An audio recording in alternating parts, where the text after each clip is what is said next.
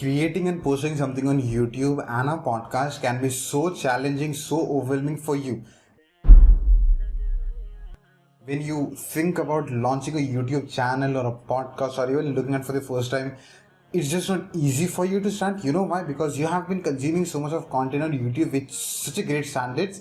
There's the only reason that I've created the non-series. It's not even for you, but I was just trying to battle myself and beat perfection. You know why? Because I want to be so authentic.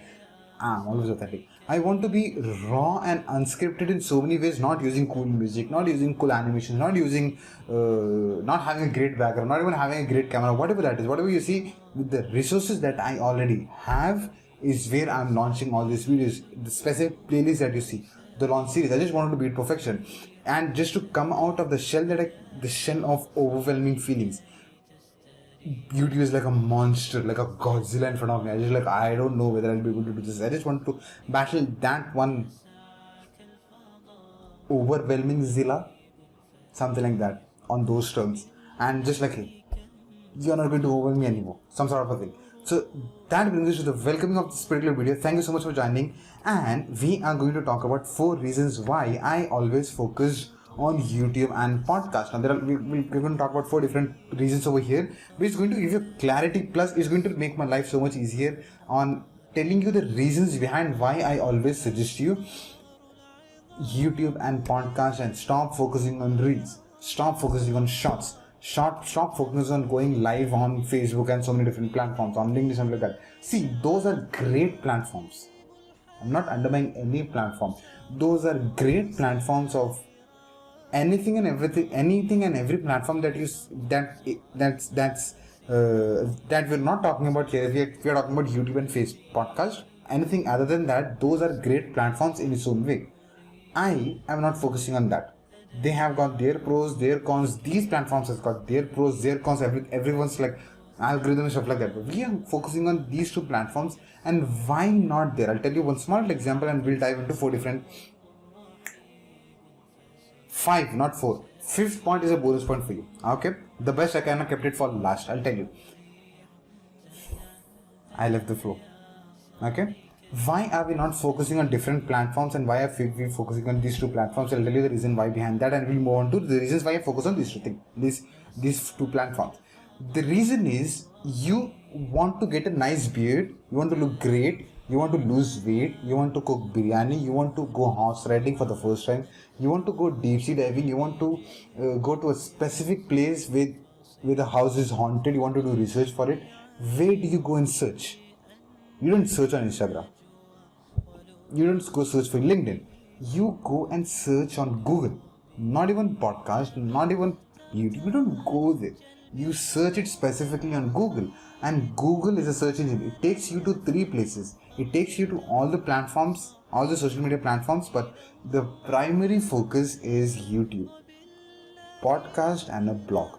Because Google's video search engine is what? YouTube. So it not even typically, it first takes you there. If there is no relevant content, then it takes you to blogs, and then it takes you to podcasts. And now that is the process. Like it never takes you to a reel. It never takes you to Instagram page. It doesn't take you to Facebook page or Facebook group or LinkedIn. Those are secondary. It takes you there, but not the focus. It's secondary. It takes you to a blog, a website, YouTube, on a podcast.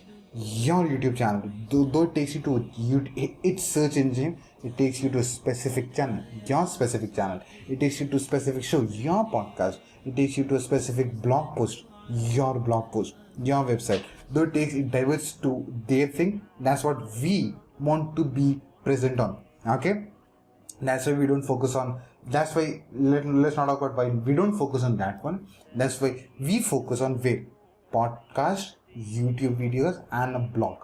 Okay, I don't even going to get into blogs, different story altogether, but then we're talking about YouTube and blogs. Okay, the most easiest way to communicate once you've battled the fear. Point number 1, the first reason why I focus and why we should be focusing, the content is relevant and evergreen. Period. I'm not any words to say. It's relevant and evergreen. If you want to search for something that you were struggling with probably 10 years back, okay, search for something that you were struggling with probably 10 years back, or anyway, if you want to become great at calligraphy, and in the on YouTube, okay, not Google, on YouTube, go and filter out the oldest video first. What happens is when you search for it, even sometimes what happens, the oldest video, probably it's 10 years back, 8 years back, 6 years back, those videos are still evergreen, still relevant to a certain extent, because that's what you have created.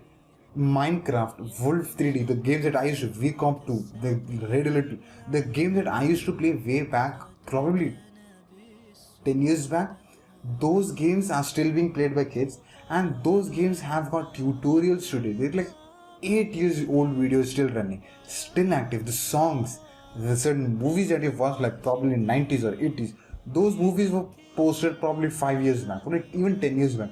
Those movies and those songs are still active. How? Because they are evergreen content. That's the reason. Like, okay, if for example, if people tomorrow, probably 10 years after, and if they even find, if they want answers, okay, why should I focus on YouTube and podcast or not other platforms? It's because of this reason. If this becomes great content for people, they'll come and watch this one video that you're watching probably 2 years after that, or 5 years, even after that, if still these platforms are relevant, because these platforms have the capacity to hold your content evergreen and relevant. Point number 2 is you are creating long-term assets. Back in the days, people used to write books. That trend is still happening, but books were assets back in the day.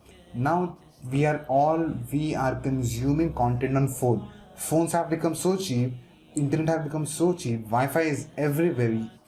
It's so accessible, so people now are living literally on phones. You're probably watching this video on a phone or a laptop or a desktop. You're not reading about this one, you're watching it. You're in a digital platform. So these are platforms.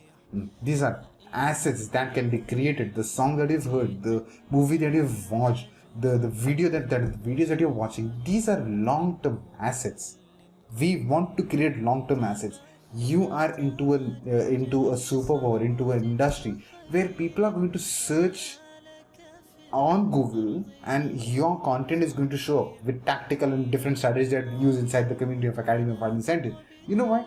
Because there's always a way to rank things up.